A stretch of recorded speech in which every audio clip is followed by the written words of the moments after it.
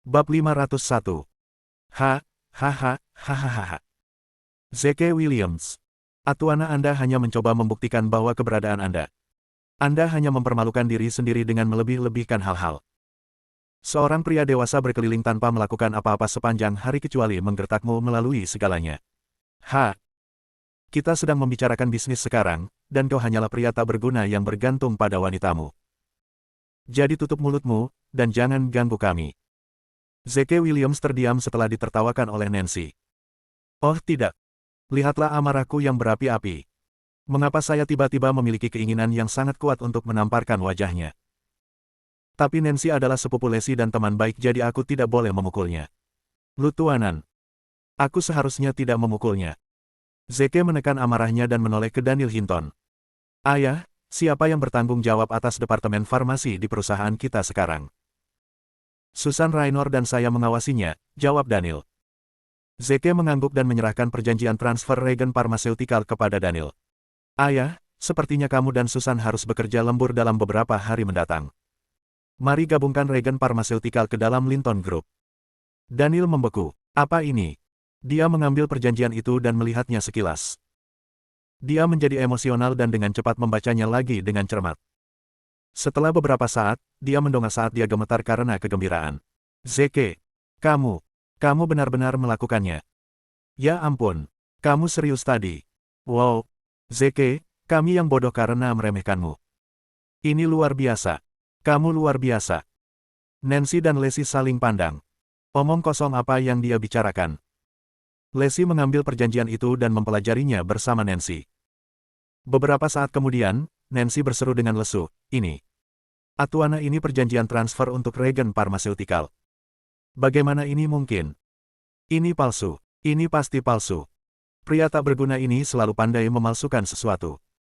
Wajahnya hampir terpampang pada perjanjian itu, mencoba menemukan semacam bukti untuk membuktikan bahwa itu palsu. Lacey menatap Zeke dengan mata bersinar cerah. Zeke, Atuana, perjanjian ini nyata. Zeke mengangguk. Tentu saja. Aku sudah bersamamu selama ini. Kemana aku punya waktu untuk pergi dan membuat perjanjian palsu? Daniel mengangguk setuju. Zeke yang kukenal tidak akan membuat sesuatu seperti ini hanya untuk menyelamatkan muka. Zeke, bagaimana Anda menyegel kesetuanatan dengan regen parmaseutikal? Zeke mengangkat bahu. Yah, sebenarnya tidak apa-apa. Pemegang saham utama mereka pada awalnya adalah Logan Huff. Ketika dia berencana untuk menjebak Lacey, saya berhasil melihat melalui skemanya, kemudian dengan mudah membuat diri saya kotor. Jadi untuk menyelamatkan kulitnya sendiri, dia memberikan regen parmaseutikal kepada kami. Daniel dan Hannah segera menjadi khawatir. Logan akan menjebak Lacey lagi. Lacey, kau baik-baik saja. Jangan khawatir, Mom dan Dad. Selama aku bersama Lacey, dia akan baik-baik saja, Zeke menghibur. Ditambah lagi, semua rencana Logan telah terungkap, dan dia telah ditangkap. Dia tidak akan pernah bisa menyakiti Lacey lagi. Pasangan tua itu akhirnya menghela nafas lega. Lacey tertawa terbahak-bahak. Zeke, aku tiba-tiba menyadari sebuah pola. Mereka yang mengacaukan saya biasanya asetnya akan berakhir di tangan saya. Pertama, ada Hamilton Construction milik Jackson Hamilton, lalu proyek White Ridge baru-baru ini, dan sekarang bahkan regen parmaseutikal. Ya ampun. Sekarang aku ingin seluruh dunia datang dan mengacaukanku. Dengan begitu, seluruh dunia akan berakhir di tanganku. Sekali lagi Zeke Williams terdiam. Zeke menepuk dahi Lacey dengan putus asa. Kamu dan cintamu akan uang. Jika itu benar-benar terjadi, aku mungkin akan mati lebih dulu karena terlalu mengkhawatirkanmu. Plus, jika Anda mau, saya hanya bisa melambaikan tangan dan seluruh rahasia akan menjadi milik Anda. Tidak perlu bermain-main dengan Anda sama sekali. Nancy melihat-lihat perjanjian itu berulang-ulang, tetapi tidak dapat menemukan satu pun cacat di dalamnya. Mengatakan emosinya saat itu rumit adalah pernyataan yang meremehkan. Di satu sisi, dia senang karena bos regen parmaseutikal sekarang adalah seseorang yang dia kenal dengan baik, jadi dia akan dapat menyegel kesetuanatan apapun dengan mudah. Di sisi lain, dia tidak tahan setelah mengetahui bahwa orang yang mendapatkan regen parmaseutikal adalah pria yang selalu dia pandang rendah. Nancy mengumpulkan pikirannya dan menoleh ke Zeke. Zeke, karena kamu sekarang adalah bos baru dari regen parmaseutikal, mari kita serang selagi panas dan tanda tangani kontrak malam ini. Dengan kami bekerja sama, kami pasti akan mengukir jalan yang tak tergoyahkan di bidang farmasi. Bab 502. Zeke memutar matanya ke arah Nancy. Atuana, kamu serius? Atuana, Anda benar-benar tidak tahu malu. Bukankah Anda baru saja mengatakan bahwa saya adalah babi gemuk yang menggertak saya melalui segalanya? Dan sekarang tiba-tiba Anda ingin bekerja dengan saya. Bukankah saya akan menjadi idiot yang memintanya jika saya benar-benar setuju? Dia menandatangani, maaf, kami pikir kami tidak bisa bekerja sama. Mengapa? Mengapa? Anda hanya bersikeras bahwa saya memalsukan perjanjian ini, dan bahwa saya adalah seseorang yang menggertak saya melalui segalanya. Saya, seperti yang Anda katakan, mempermalukan diri sendiri dengan melebih-lebihkan sesuatu. Jadi karena perjanjian ini tidak nyata, bagaimana aku bisa bekerja denganmu? Wajah Nancy langsung memerah. Dia mengakui kata-katanya sebelumnya agak berlebihan. Tapi bahkan jika mereka, jadi apa? Aku adalah putri aneh dari keluarga Hinton. Jadi bagaimana jika saya mengatakan beberapa patah kata kepada pria tidak berguna itu? Dia seharusnya merasa terhormat bahkan dipanggil olehku. Bisakah kamu tidak begitu penuh dengan dirimu sendiri? Cemooh Nancy. Atuana, Anda benar-benar berpikir Anda bertanggung jawab penuh untuk mengambil alih regen parmaseutikal. Saya ingin tahu, Lacey juga memainkan peran besar dalam semua ini. Jika Logan Huff tidak mencoba mengacaukan Lacey, maka Anda tidak akan pernah mendapatkan kotoran pada dirinya, yang berarti ini semua berkat dia. Jadi sungguh, regen parmaseutikal harus pergi ke Lacey. Adapun kamu masih pria tidak berguna yang bergantung padanya untuk bertahan hidup.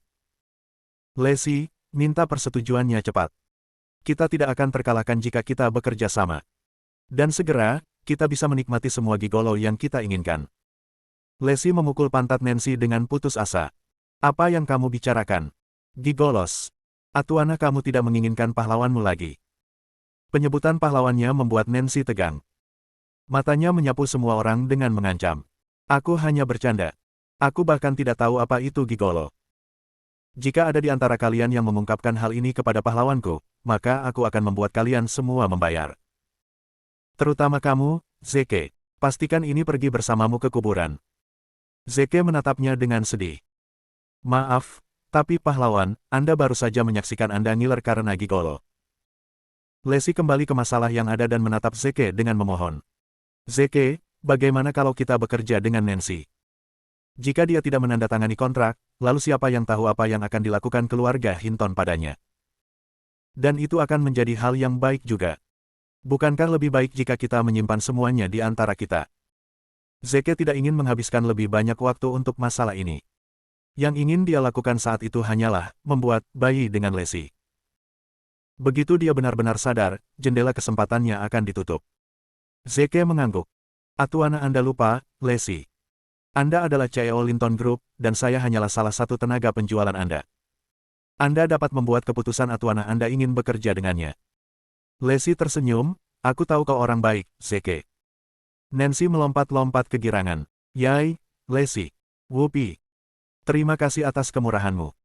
Aku tidak punya imbalan apapun, jadi bagaimana kalau aku memberimu sendiri? Dan dengan itu, Nancy menyeret Lacey ke kamar tidur untuk menyerahkan dirinya padanya. Tunggu, ada yang tidak beres. Sesuatu sangat tidak benar. Aku akhirnya berhasil memasukkan alkohol ke dalam Lacey dan menciptakan peluang bagi kita, dan sekarang Nancy mencuri tempatku.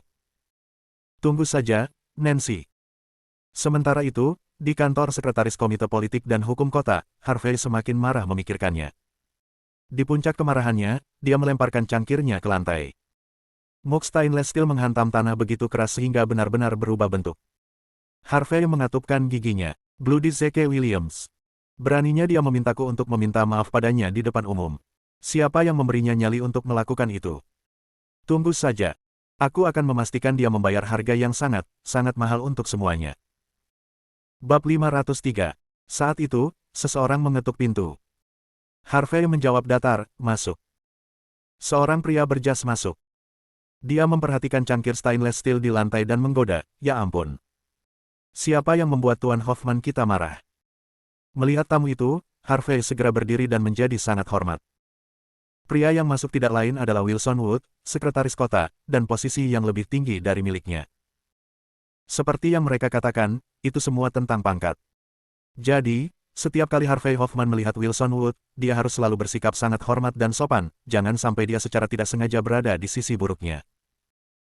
Namun, keduanya hanyalah kenalan dan tidak pernah berbicara lebih dari 10 kalimat satu sama lain.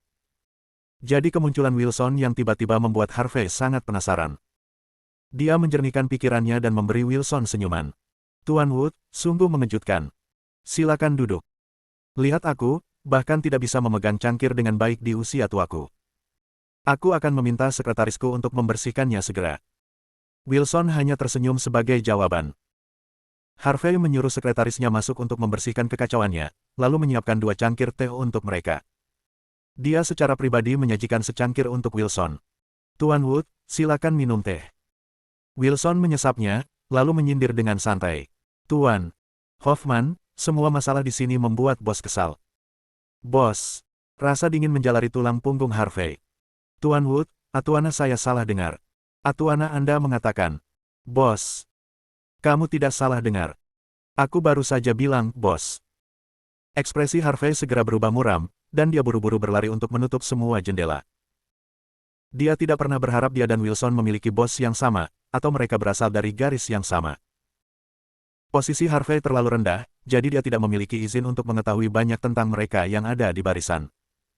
Sebelumnya, dia hanya tahu bahwa ada Hades dan Logan Huff di baris khusus ini. Dan sekarang ternyata, Wilson Wood adalah bagian dari garis ini juga. Ini bagus. Dengan pemain kekuatan lain yang terlibat, mari kita lihat bagaimana Zeke Williams bisa menjauh dari kita. Harvey buru-buru angkat bicara, Tuan Wood, tolong bantu saya memberitahu bos untuk tidak marah. Saya pasti akan menemukan cara untuk membunuh Zeke. Cemoohan terlihat jelas di mata Wilson. Atuana kamu pikir kamu bisa membunuh Zeke sendirian. Kurasa kamu melebih-lebihkan dirimu sendiri. Pria itu adalah pengaduk panci yang paling hebat. Dia menyebabkan begitu banyak kekacauan di adegan bawah tanah Rivermouth, dan sekarang bos telah kehilangan kendali atas semua itu. Dan karena dia, Logan Huff sekarang berada di penjara dan umurnya tidak lama lagi.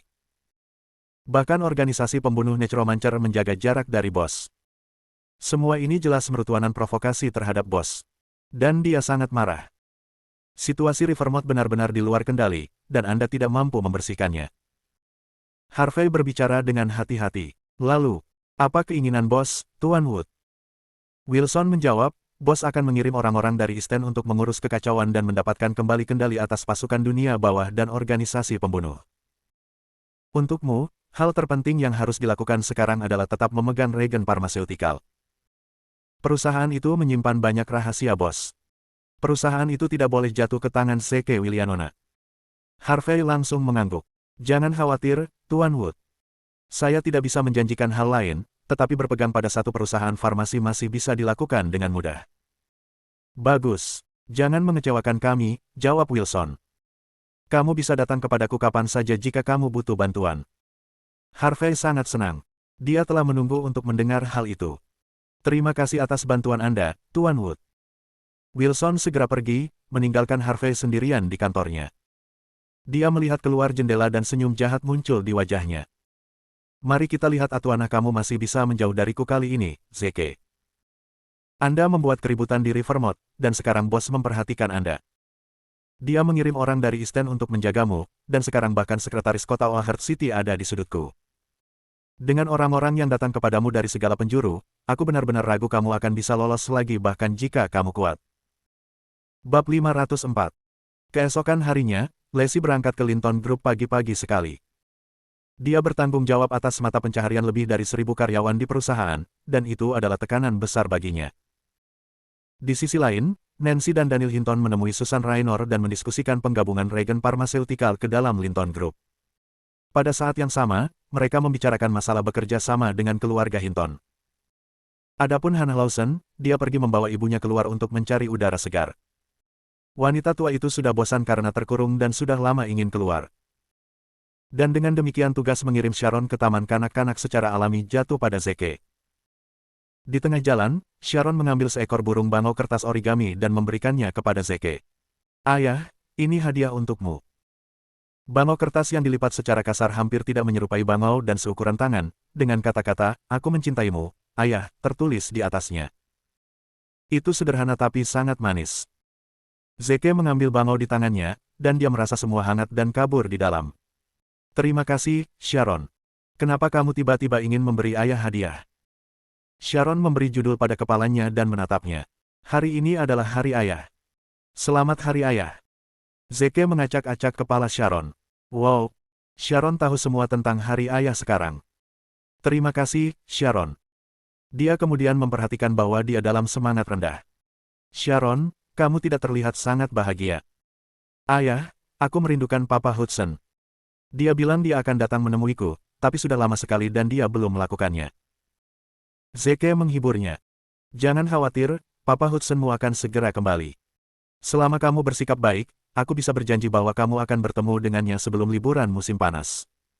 Kalau begitu, kita semua akan hidup bersama, oke? Sharon sangat senang ketika dia mendengar itu. Ya, kalau begitu aku akan punya dua ayah. Yay! Setelah mengantar Sharon di taman kanak-kanak, Zeke segera mengeluarkan ponselnya dan menelepon Cygnus Room, fasilitas medis yang dikelola militer dengan peringkat tertinggi di Rusia. Itu adalah salah satu rahasia SSS negara, dan hanya mereka yang berpangkat kolonel yang diizinkan menjalani perawatan di sana. Zeke telah menggunakan kemampuannya sendiri untuk membuat Hudson dirawat di kakinya. Suara tua yang terdengar segera menjawab panggilan itu. Siapa ini? Ini aku, Zeke Willianona. Orang di ujung sana segera bersemangat dan mengambil nada yang lebih hormat. Tolong tunggu, Great Marshal. Saya akan melewati panggilan Anda. Tidak perlu. Aku hanya ingin bertanya tentang Hudson. Marsekal Agung, kakinya sudah terlalu lama dalam kondisi seperti itu. Tulang dan ototnya telah berhenti berkembang dan mati, jadi pengobatan tradisional tidak berfungsi sama sekali. Kami sekarang mencoba beberapa teknologi mutakhir di mana kami menyuntikkan kolagen untuk memperbaiki otot yang rusak terlebih dahulu, kemudian menanamkan beberapa nanoteknologi ke tulangnya. Jika operasinya berhasil, kakinya akan menjadi sangat kuat bahkan untuk membunuh beruang hanya dengan satu tendangan. Zeke menarik napas tajam pada informasi ini. Cukup kuat untuk membunuh beruang hanya dengan tendangan. Bahkan Soul Wolf atau Lone Wolf tidak memiliki kekuatan untuk melakukan itu. Tapi tentu saja, itu masih belum sebanding dengan saya. Si brengsek Hudson. Kurasa masih ada hikmahnya. Dan jika dia kembali sebagai pria yang sehat, maka saya akan memiliki mesin pembunuh lain di tangan saya. Zeke tertawa. Kerja bagus. Kamu tidak mengecewakanku. Suara di ujung sana bergetar karena emosi. Terima kasih atas pujiannya, Great Marshal. Itu selalu merutuanan kehormatan terbesar bagi mereka untuk menerima pujian dari Marsekal Agung. Setelah menutup telepon, Zeke tiba-tiba teringat perusahaan hiburan yang diberikan Logan kepadanya sehari sebelumnya. Dengan Lacey dan semua orang sibuk, dia memutuskan untuk mengambil alih perusahaan secara pribadi. Dia pergi ke internet untuk melakukan pencarian cepat, dan menemukan bahwa perusahaan itu bernama Nutel Entertainment. Itu memiliki modal terdaftar 50 juta dan dianggap dalam skala rata-rata. Kantor itu tidak terlalu jauh dari Linton Group, jadi Zeke memutuskan untuk mengemudi saat itu juga. Tepat setelah dia turun dari jalan bebas hambatan, dia tiba-tiba melihat sosok yang dikenalnya, Sharon Edward yang penyendiri dan cantik. Bab 505. Tepat pada saat itu, Sharon Edward dihentikan oleh polisi lalu lintas, dan tamtuannya dia sedang bertengkar dengan mereka. Zeke tertawa sendiri. Dia tidak melanggar peraturan lalu lintas lagi, kan? Pengemudi wanita ini. Saat itu, Sharon juga memperhatikan Zeke. Dia mengabaikan polisi lalu lintas dan melesat keluar untuk menemuinya. Tuan Williams, Anda datang tepat waktu. Bisakah Anda membantu saya dan mendapatkan kembali SIM saya? Katanya dalam dirinya yang biasa tanpa ekspresi dan menyendiri. Zeke tidak bisa menahan tawa. Saya berkata, Nona. Edward. Bukankah Anda seharusnya terlihat sedikit lebih tulus saat meminta bantuan? Kamu terlihat seperti memberiku perintah sekarang. Sharon ragu-ragu dan meremas senyum ketat. Tuan Williams, bisakah Anda membantu saya? Saya sedang terburu-buru. Zeke melambaikan tangannya dengan acuh padanya. Lutuanan saja. Tolong jangan tersenyum. Kamu terlihat lebih buruk ketika tersenyum. Apa yang terjadi kali ini? Aku melewati batas kecepatan. Jadi kamu ngebut. Kalau begitu bayar saja dendanya. Kamu adalah presiden sebuah perusahaan, aku yakin kamu tidak keberatan dengan sedikit denda. Sharon menatapnya dengan malu. Aku melewati batas kecepatan terlalu banyak, jadi mereka ingin mendendaku 1000. Aku tidak punya banyak uang untukku. Dia tahu perusahaan hiburan Sharon sedang tidak baik-baik saja, tapi dia tidak menyangka Sharon bahkan tidak bisa mendapatkan 1000 ikan. Itu praktis sama dengan bangkrut. Sharon bisa melihat kebingungan Zeke, jadi dia menghela nafas sedikit dan menjelaskan, untuk beberapa alasan, semua karyawan mengundurkan diri hari ini. Sedikit dana yang bisa kami sentuh semuanya digunakan untuk gaji dan tunjangan lainnya, jadi saya hanya punya beberapa ratus yang tersisa sekarang.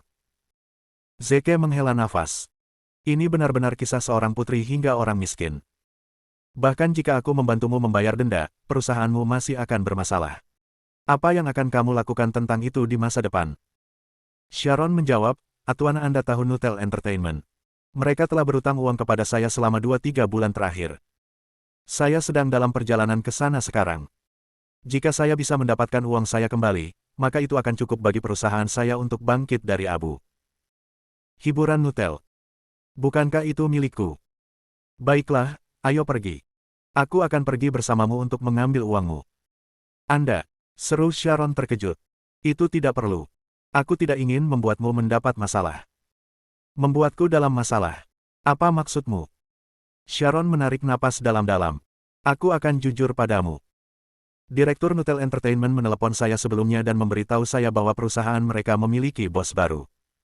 Bos baru ini akan muncul hari ini dan mereka ingin menyambutnya dengan baik. Sepertinya bukan pertanda baik jika saya akan meminta uang hutang saya pada hari mereka mendapatkan bos baru. Saya bahkan mungkin menyinggung beberapa orang di sepanjang jalan.